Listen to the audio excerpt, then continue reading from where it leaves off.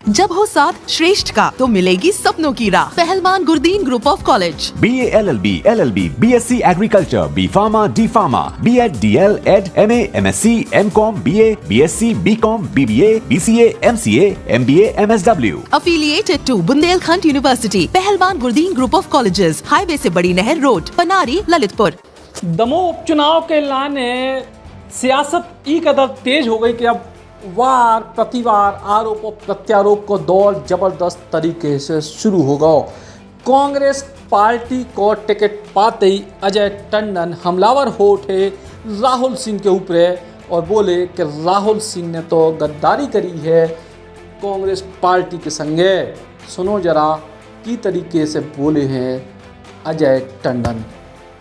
जहाँ चाहे जिस जगह चाहे पसंद जगह उसकी, हर जगह उसकी पसंद, अजय टंडन अकेला खड़ा होगा।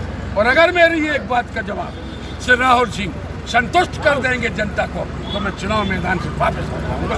या राहुल सिंह बेईमानी नहीं चलेगी, हिंडोरिया पहुंचा दूंगा जहाँ से लाए। मैं ही वो व्यक्ति हूँ जिसने राहुल सिंह को कांग्रेस ज्वाइन कराई थी। इतना बड़ा विश्वासघात। आपकी बात हो रही थी अंगद के पैर की। जानता है राहुल अंगद का पैर क्या था? अंगद वह दूत था प्रभु राम का। ये अंगद नहीं बोल रहा था, ये प्रभु राम का विश्वास बोल रहा था। और जहाँ विश्वास दिख गया वहाँ सब कुछ खत्म हो गया। भरी लंका में कोई बोल सकता था हम सीता हारे, हम सीता हारे। ये पूरे दमों को हार गए, अब ये हारे। अजय टंडन की बातें सुन के राहुल सिंह ने भी सवाल खड़े कर दिए हैं। बोले कि अजय चाचा आप भी तो एक बार कांग्रेस छोड़ चुके हो, का आप गद्दार हो गए थे जो हमें गद्दार कह रहे। और टंडन जी आप अपने वार्ड में तो कांग्रेस को जिता नहीं पाओ तो फिर कैसी आपकी अपनी पार्टी के प्रति निष्ठा है? सुनो जरा का बोले हैं राहुल सिंह। रही बात आरोप प्रत्यारोप की तो आदरणीय अजय टंडन जी की उम्र भी बहुत है और उनका लंबा राजनीतिक अनुभव है चुनाव हारने का। और उनके तमाम आरोप जो हैं वो लगते रहेंगे। और मेरा अजय टंडन जी से एक सवाल है कि अजय टंडन जी ये बताएं कि विधानसभा छोड़ के, दमोह शहर छोड़ के वो जिस वार्ड में निवासरत हैं और वो लंबे समय से राजनीति कर रहे हैं, वो अपनी पोलिंग कितनी बार जीते? और जहाँ तक मुझे जानकारी है पिछली बार भी नहीं जीते और तकरीबन जब वो 2 बार चुनाव लड़े तब भी वो पोलिंग हारे।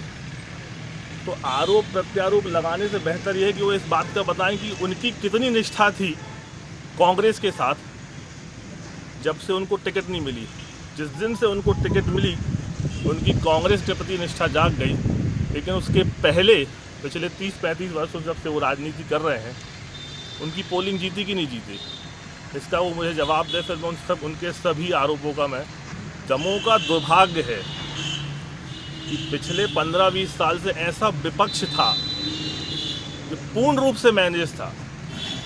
जब हम चुनाव लड़ने आए उस समय पूर्ण रूप से मैनेज था विपक्ष।